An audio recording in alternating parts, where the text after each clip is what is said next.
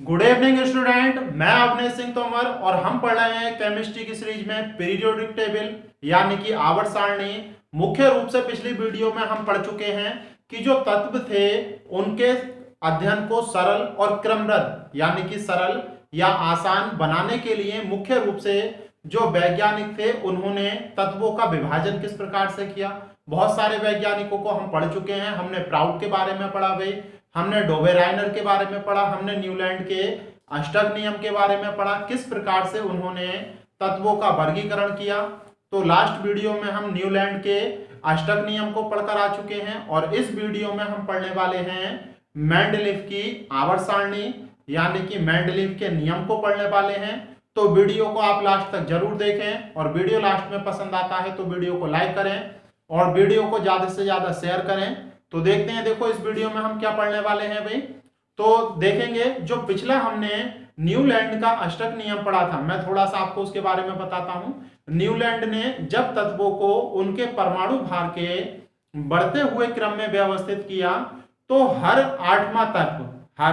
आठवें तत्व के जो गुण थे वो पहले वाले तत्व से मैच खा रहे थे और इन्होंने यही कहा कि जिस प्रकार से स्वर संगीत के जो 7 स्वर होते हैं उनमें हर आठवां जो स्वर होता है वो पहले स्वर जैसा होता है। सारे गामा पाधानी से वाली जो हमने सीरीज पढ़ी थी भाई, उसमें हर आठवां स्वर जो होता है पहले स्वर के समान होता है। उसी प्रकार से हर आठवां तत्व के जो गुण होते हैं पहले तत्व के समान होते हैं। लेकिन कुछ समय बाद नए अध्ययनों से ये पता चला कि जो आठवां तत्व होता है उसके गुण इस प्रकार के नहीं होते हैं। तो बाद में न्यूलैंड के अष्टक नियम की ये जो अवधारणा थी ये फेल हो गई। फिर नए वैज्ञानिक आए, एक लोथर मेयर। तो आज हमें इनको पढ़ना है। देखो आप बहुत ध्यान से समझे इस टॉपिक को, थोड़ा सा जटिल है लेकिन अगर आपको एक बार ये टेबल, देखो मैंने टेबल बनाई है, आपका समय बच सके भाई उसके लिए तो बहुत ज्यादा नहीं, 2-3 बातें याद रखनी है आपको। इससे टेबल नहीं भी याद रहे कोई समस्या नहीं है, जो नई टेबल है हम उसे याद करेंगे भाई। देखते हैं, देखो लोथर मेयर क्या कहते हैं। तो ये वैज्ञानिक का नाम है भाई लोथर मेयर। इन्होंने 1869 में तत्वों के वर्गीकरण का एक ग्राफ बनाया था। तो आप याद रखना लोथर मेयर ने वर्गीकरण करने के लिए एक वक्र दिया, सही है, वक्र या फिर ग्राफ भी कह सकते हैं आप। ग्राफ बनाया तो इन्होंने तत्वों के वर्गीकरण को किसके माध्यम से दर्शाया है भाई, वक्र या ग्राफ के माध्यम से। तो बहुत ध्यान से समझें इस चीज को। इन्होंने क्या किया, तत्वों का वर्गीकरण करने के लिए इनके समय में जितने भी तत्व थे उनका बहुत अच्छी तरह से अध्ययन किया और उनसे बनने वाले जितने भी यौगिक थे उन सभी का भी बहुत अच्छी तरह से अध्ययन किया। और उसके बाद इन्होंने ये निष्कर्ष निकाला कि जितने भी तत्व होते हैं उनका परमाणु भार, बहुत ध्यान से सुने एक एक बार, सभी तत्वों के और उनके यौगिकों के गुणों का अध्ययन करने के पश्चात इन्होंने एक निष्कर्ष निकाला कि जितने भी तत्व हैं उनके परमाणु भार या फिर इसे परमाणु द्रव्यमान भी कह सकते हैं, उनके परमाणु भार या फिर परमाणु द्रव्यमान और उनके गुणों में एक गहरा संबंध होता है। किनके, तत्वों के परमाणु भार और उनके गुणों में एक गहरा संबंध होता है। और इसी संबंध के आधार पर इन्होंने तत्वों के परमाणु भार या तत्वों के परमाणु द्रव्यमान और परमाणु आयतन के मध्य ग्राफ खींच दिया। ठीक है, इन्होंने किस किस के मध्य ग्राफ खींचा भाई, जब इन्होंने ये बात पहचान ली या फिर इस बात पर अध्ययन कर लिया कि तत्वों के जो गुण हैं किसी ना किसी प्रकार से उसके परमाणु भार पर निर्भर हैं, तो क्यों ना उसके परमाणु भार और उसके परमाणु आयतन के मध्य एक ग्राफ खींचा जाए। तो इन्होंने एक ग्राफ खींचा। तो मैं आपको ये समझा रहा हूं, देखो ध्यान से समझें इस चीज को। इन्होंने जो ग्राफ खींचा है उसमें इस प्रकार की संरचना बनाई। देखो आप चाहें तो रफली डायग्राम बना भी सकते हैं भाई अपने याद करने के लिए।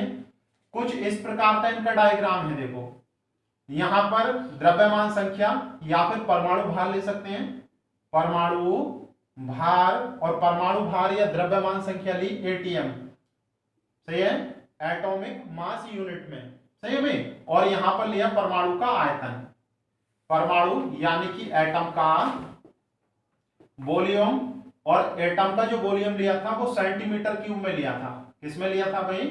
सेंटीमीटर क्यूब में। और जब इन्होंने ग्राफ बनाया तो ग्राफ कुछ इस प्रकार से प्राप्त हुआ इन्हें, ग्राफ कुछ इस प्रकार से प्राप्त हुआ भाई।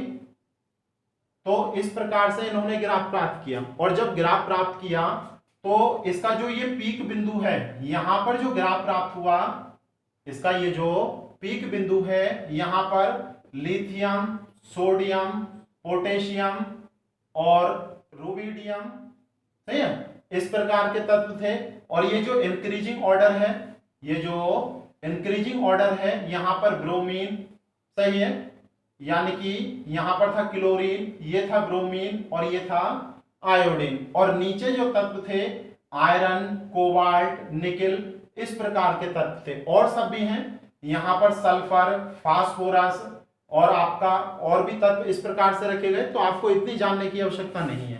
देखो फिर ध्यान से सुने, इन्होंने तत्वों के परमाणु भार और तत्वों के आयतन के मध्य एक ग्राफ स्थापित किया, और जब ये ग्राफ स्थापित किया तो इससे एक निष्कर्ष निकला, इससे एक निष्कर्ष निकला कि तत्वों के जिन तत्वों के गुण समान होते हैं, जिन तत्वों के गुण समान होते हैं, उनके ग्राफ भी समान होते हैं। तो ये लाइन इन्होंने निकाली निष्कर्ष में कि जब तत्वों के परमाणु भार और उनके परमाणु आयतन के मध्य ग्राफ खींचा गया तो गुणों में जो तत्व एक समान होते हैं उनके ग्राफ भी किसी ना किसी प्रकार से एक समान होते हैं। और इसके 3 प्रमुख निष्कर्ष निकाले, तो इन तीनों निष्कर्ष को जरूर याद रखना भाई, सही है। सबसे पहला निष्कर्ष मैं आपको लिखा रहा हूं। सबसे पहले निष्कर्ष में इन्होंने बताया कि जो आवर्त सारणी में प्रबल क्षार धातुएं हैं या प्रबल अपचायक हैं, जो प्रबल अपचायक हैं, वो ग्राफ में उनका जो ग्राफ था वो शीर्ष पर प्राप्त हुआ, उनका ग्राफ शीर्ष पर प्राप्त हुआ। जैसे जो प्रबल अपचायक होती हैं, मैंने आपको बताया था क्षार धातुएं, लिथियम, सोडियम, पोटेशियम, ये सारी की सारी क्या होती हैं? प्रबल अपचायक। तो क्या ये सारी की सारी आपको पीक पर प्राप्त नहीं हो रही, शीर्ष पर? तो इन्होंने यही बात की, पहला रिजल्ट ये निकला भाई। और इससे दूसरा रिजल्ट जो निकला वो ये निकला कि जो हैलोजन है, जो हैलोजन है, हैलोजन का मतलब जो फ्लोरीन, क्लोरीन, ब्रोमीन, आयोडीन है, ये सारी की सारी चढ़ते हुए क्रम में थी। इन सभी का ग्राफ कहां था? चढ़ते हुए क्रम में, यानी कि इंक्रीजिंग ऑर्डर में। देखो ये वाला जो है ऊपर की ओर बढ़ रहा है और ये नीचे की ओर गिर रहा है, इस तरह से है ग्राफ। ये ऊपर की ओर जा रहा है, ये नीचे की। तो जो हैलोजन है वो कहां है? बढ़ते हुए या चढ़ते हुए ग्राफ पर है। तो आप देख सकते हैं ये क्लोरीन को रिप्रेजेंट किया है मैंने, ये ब्रोमीन को और ये आयोडीन को। तो इस प्रकार से ये ग्राफ प्राप्त हुआ।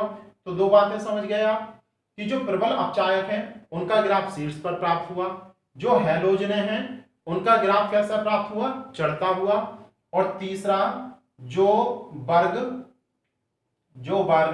8 के तत्व हैं, जो वर्ग 8 के तत्व हैं, यानी कि जो आयरन, कोबाल्ट, निकेल और ये जो तत्व हैं, इनका ग्राफ सबसे निचले स्तर पर प्राप्त हुआ, सबसे निचले स्तर पर प्राप्त हुआ।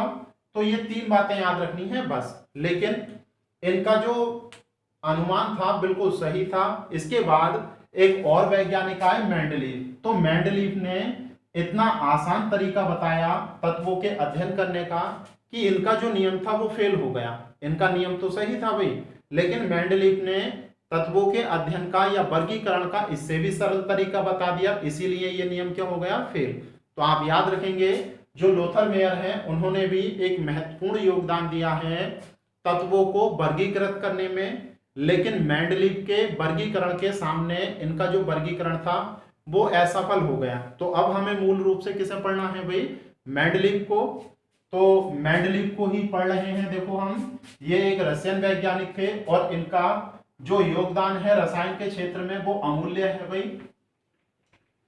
तो आप हेडिंग लिख सकते हैं मेंडलीव, सही है। मेंडलीव की आवर्त सारणी, मूल आवर्त का नियम, सब कुछ पढ़ने वाले हैं हम, सही है। तो सबसे पहले हम देखते हैं मेंडलीव के आवर्त का नियम। या मूल आवर्त का नियम कहलाता है। मूल आवर्त का नियम क्या है, तो बहुत ध्यान से समझना भाई। मूल आवर्त का नियम, फिर इसके बाद आधुनिक आवर्त का नियम हमें पढ़ना पड़ेगा। तो अगर आप ये समझ जाते हैं तो अगली वाली चीजों को समझने में आपको कोई भी समस्या नहीं आने वाली है। जैसे देखते हैं मेंडलीफ ने क्या बताया, ये देखो 1869 की ही बात है, जब लोथर मेयर प्रयोग कर रहे थे तभी की ये बात है भाई। तो 1869 में इनके समय में लगभग 63 तत्व थे। इनके समय में लगभग 63 तत्व थे और इन तत्वों के परमाणु भार का अध्ययन किया गया। और जब इन्होंने, किसने, मेंडलीफ ने, जब मेंडलीफ ने इन 63 तत्वों को उनके परमाणु भार के बढ़ते हुए क्रम में रखा, तत्वों को उनके बढ़ते क्रम में व्यवस्थित किया, तो इस रूप में व्यवस्थित करने पर एक निश्चित समय के पश्चात तत्वों के गुणों में पुनरावृत्ति हुई। तत्वों के गुणों में पुनरावृत्ति हुई। पुनरावृत्ति का मतलब है रिपीटेशन। जैसे पहले तत्व के गुण थे उसी प्रकार से बाद वाले तत्व के भी गुण निकले। जैसे यहां पर आसानी से समझ सकते हैं, देखो lithium, beryllium, boron, carbon, nitrogen, ये अगर टेबल आपको नहीं दिखाई दे रही है, मैंने छोटी बनाई है ताकि बराबर में समझा सकूं, तो आप क्वालिटी बढ़ा लेना 1 सेकंड के लिए, उसके बाद स्क्रीनशॉट ले लेना भाई। तो 1 सेकंड की बात है, आप क्वालिटी बढ़ाकर देख लो तो आपको क्लियर चमकेगी, बिल्कुल सही है। तो जब मेंडलीफ ने तत्वों को उनके परमाणु भार के बढ़ते हुए क्रम में रखा, देखो 7, बेरिलियम का 9.4, 11, कार्बन का 12, नाइट्रोजन का 14, ऑक्सीजन का 16 और फ्लोरीन का 19। तो जब ये तत्वों को उनके परमाणु भार के बढ़ते हुए क्रम में व्यवस्थित कर रहे थे, तो एक निश्चित अंतराल पर, यानी कि फ्लोरीन के बाद जो अगला तत्व आया सोडियम, उसके गुण बिल्कुल किसके जैसे थे भाई, लिथियम के जैसे। उसके गुण बिल्कुल किसके जैसे थे, लिथियम जैसे थे। तो इसी को कहा जाता है आवर्ती, यानी कि जो इसी को कहते हैं आवर्तिता, तो या इसे इंग्लिश में बोलते हैं पीरियोडिसिटी या आवर्तिता बोलते हैं इसी को। या फिर मैं रिपीट कर रहा हूं, जब तत्वों को उनके परमाणु भार के बढ़ते हुए क्रम में व्यवस्थित किया जाता है तो एक निश्चित समय अंतराल पर उनके गुणों में पुनरावृत्ति होती है, यानी कि गुणों में क्या होता है, रिपीटेशन होता है। और इसी को उन तत्वों की आवर्तिता या पीरियोडिसिटी कहते हैं। और ये जो नियम है इसी को कहते हैं मेंडलीफ की मूल आवर्त सारणी का नियम। अगर आप किताबों को पढ़ेंगे तो किताबों में देखो ये नियम इस प्रकार से लिखा हुआ है, आप लिख भी सकते हैं। तत्वों के मूल आवर्त का नियम मैं बोल रहा हूं, तत्वों के भौतिक और रासायनिक गुण, तत्वों के भौतिक और रासायनिक गुण उनके परमाणु भारों के आवर्ती फलन होते हैं। तत्वों के भौतिक और रासायनिक गुण उनके परमाणु भार के आवर्ती फलन होते हैं। कैसे होते हैं भाई, आवर्ती फलन होते हैं। इस पूरी लाइन का क्या मतलब होता है, देखो 3 शब्द याद रखने हैं। तत्वों के भौतिक और रासायनिक गुण की बात की जा रही है, किसके कंपैरिजन में, परमाणु भार के। और किस प्रकार के होते हैं ये, आवर्ती फलन। आवर्ती फलन का मतलब होता है उनमें पुनरावृत्ति या रिपीटेशन।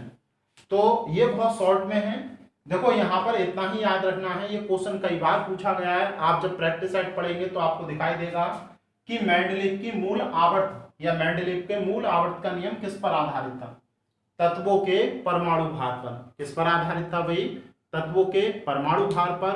और इस नियम का मतलब ये होता है कि जब तत्वों को उनके परमाणु भार के बढ़ते हुए क्रम में रखा जाएगा तो एक निश्चित समय अंतराल के पश्चात उनके भौतिक और रासायनिक गुण कैसे होंगे, एक समान। तो आपको समझ में आ गया होगा भाई मेंडलीफ की मूल आवर्त सारणी का नियम क्या कहता है।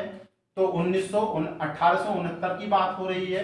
इसके बाद 1871 में मेंडलीफ ने तत्वों को उनके परमाणु भार के बढ़ते हुए क्रम में व्यवस्थित किया और एक श्रेणी प्राप्त की।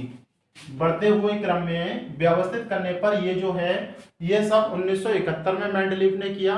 तत्वों को उनके परमाणु भार के बढ़ते हुए क्रम में व्यवस्थित किया और व्यवस्थित करने पर इन्हें एक श्रेणी प्राप्त हुई, सही है, और इसी को, या एक सारणी प्राप्त हुई, इसी को कहते हैं मेंडलीव की मूल आवर्त सारणी, मूल आवर्त सारणी। तो याद रखेंगे ये बोर्ड पर क्या बनी हुई है भाई, जब मेंडलीव ने तत्वों को उनके परमाणु भार के बढ़ते हुए क्रम में रखा तो जो सारणी प्राप्त हुई उसी को कहा गया मेंडलीव की मूल आवर्त सारणी। और ये किस पर आधारित है, तत्वों के परमाणु भार पर। अब यहां से क्वेश्चन कैसे पूछे जाते हैं आपसे, तो देखो उन्हीं को पढ़ रहे हैं। तो इस आवर्त सारणी की 3 चीजें हमें पढ़नी है, आगे 2 और आवर्त सारणी पढ़नी है, एक तो आधुनिक आवर्त सारणी और एक वर्तमान। तो उसमें भी यही पढ़ेंगे, इस आवर्त सारणी के लक्षण, इसके लाभ और इसके जो दोष हैं, इसमें क्या क्या दोष थे भाई। तो इन 3 चीजों को पढ़ेंगे और सारे क्वेश्चन यहीं से पूछे जाते हैं हमसे। सबसे पहले हम इस आवर्त सारणी के पढ़ रहे हैं लक्षण, प्रॉपर्टी क्या है भाई इसकी। तो देखो सबसे पहली प्रॉपर्टी इसकी यही है कि इसमें तत्वों को उनके परमाणु भार के बढ़ते क्रम में रखा गया है, सही है।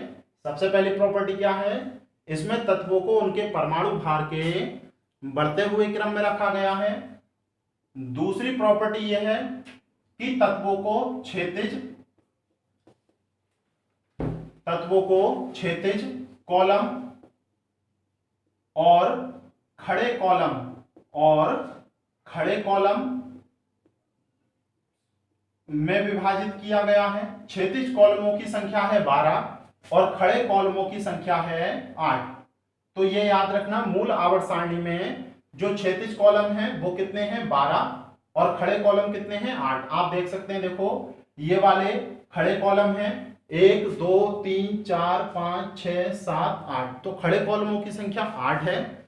और जो क्षैतिज कॉलम हैं वो कितने हैं भाई, वो कितने हैं टोटल, 12। ये जो क्षैतिज कॉलम हैं इन्हें मुख्य रूप से क्षैतिज श्रेणी कहा गया है भाई, या फिर क्षैतिज रो कह सकते हैं, क्षैतिज रो कहा गया है। और इन क्षैतिज रो को मुख्य रूप से 7 श्रेणियों में विभाजित किया गया है। तो याद रखेंगे जो आपकी क्षैतिज रो हैं उन्हें मुख्य रूप से कितनी श्रेणियों में विभाजित किया गया है, 7। और जो 8 खड़े कॉलम हैं उन्हें वर्ग कहा गया है। क्या कहा गया है भाई, वर्ग या ग्रुप। अभी इन्होंने क्षैतिज कॉलमों को आवर्त नहीं कहा है भाई, मूल आवर्त में इसे आवर्त नहीं कहा गया है। तो 2 बातें याद रखनी है, कुल क्षैतिज खड़े कॉलम कितने हैं, 8, और जो क्षैतिज रेखाएं हैं या क्षैतिज कॉलम हैं वो टोटल 12 हैं, और उन्हें कितने भागों में बांटा है इन्होंने, 7 में। कैसे,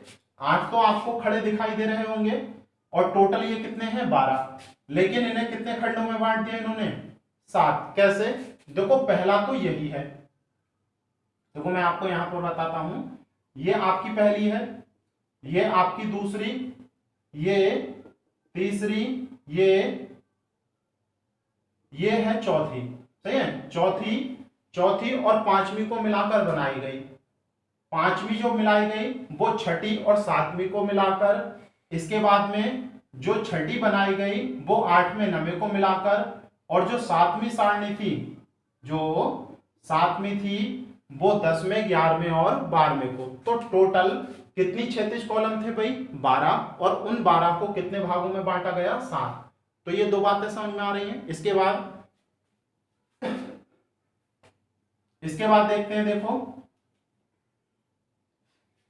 इसके बाद देखेंगे एक और गुण है इनमें, जो तत्वों को रखा गया तो सबसे विशेष ध्यान ये रखा गया कि जिन तत्वों के गुण एक समान थे,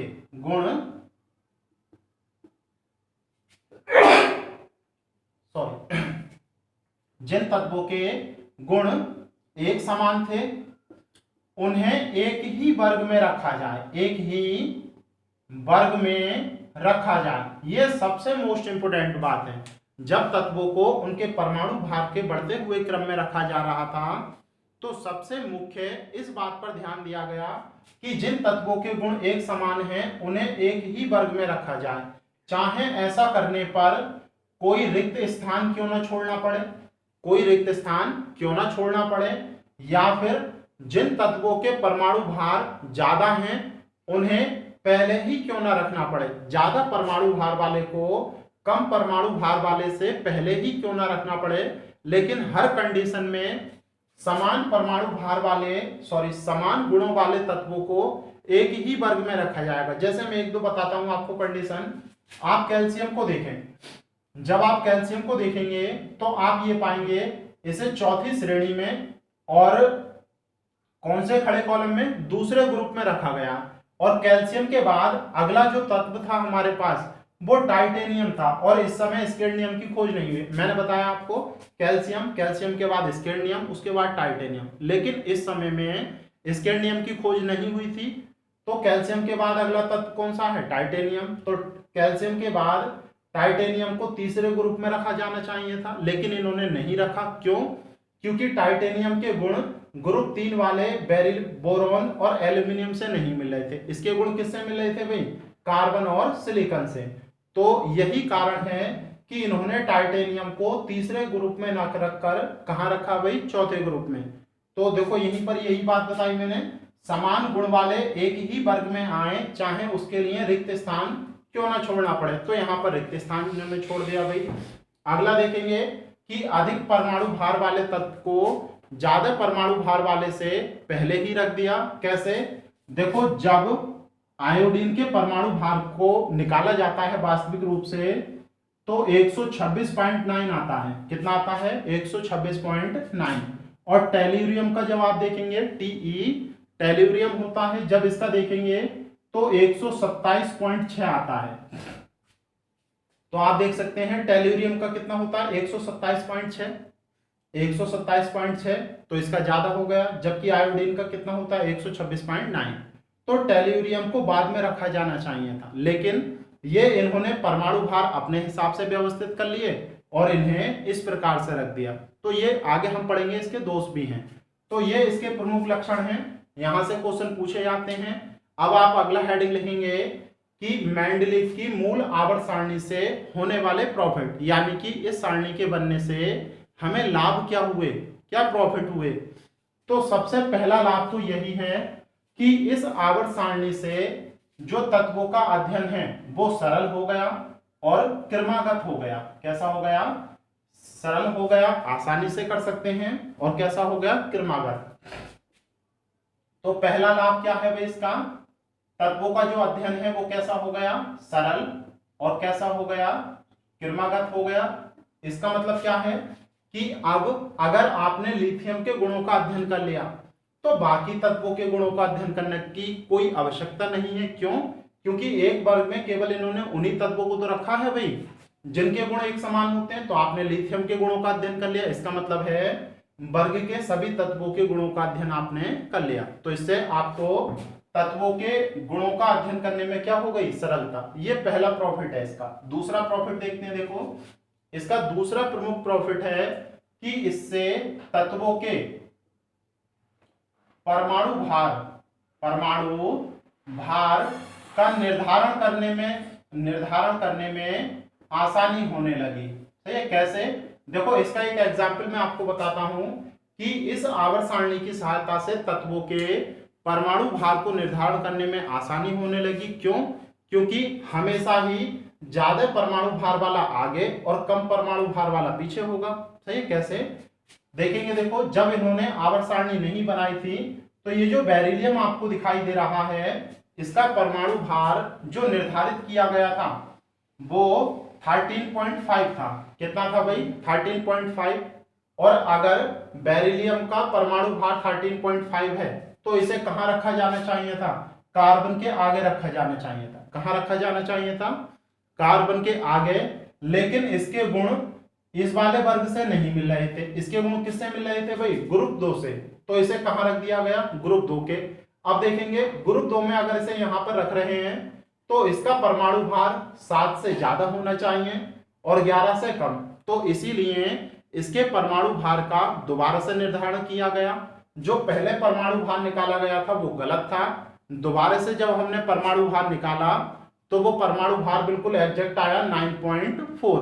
तो इस तरह से इसकी सहायता से तत्वों के परमाणु भार का भी निर्धारण किया जा सकता है। और एक बात और ध्यान रखेंगे, इस सारणी में जो मैंने आपको एटॉमिक वेट या परमाणु भार लिखे हैं वो 1871 में जो आवर्त सारणी में मेंडलीफ ने लिखे थे वो लिखे हुए हैं। इनमें से कुछ में संशोधन हो भी चुका है, इनमें से कुछ में संशोधन हो भी चुका है। तो आप याद रखना, बस आपको समझाने के लिए ये आवर्त सारणी मैंने लिख दी है भाई। क्लियर है?